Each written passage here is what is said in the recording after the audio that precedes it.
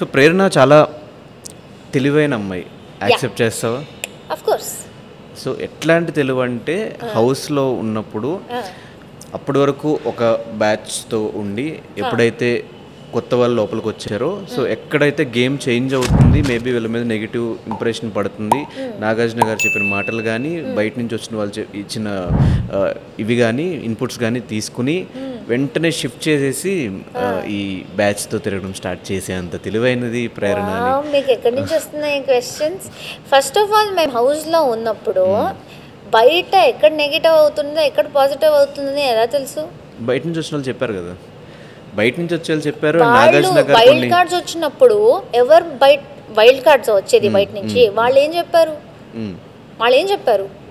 At least ఎక్కడ ఏం discussion మీ మధ్య వైల్డ్ కార్డ్స్ వచ్చినప్పుడు నేను వాళ్ళతో ఉండడం స్టార్ట్ కాలేదు.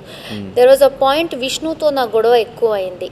అండ్ ఇంకోటి ఏంటంటే జనరల్గా ఏంటంటే మేము ఓజీస్ అండ్ వైల్డ్ కార్డ్స్ ఉన్నప్పుడు ఓజీస్ అండ్ వైల్డ్ కార్డ్సే, ఓజీస్ చాలా క్లోజ్గా ఉన్నాం, వైల్డ్ కార్డ్స్ వాళ్ళు ఉన్నారు, మనం ఎవరు 6 to 8 మెంబర్స్ ఉన్నామో వీఆర్ వెరీ క్లోజ్.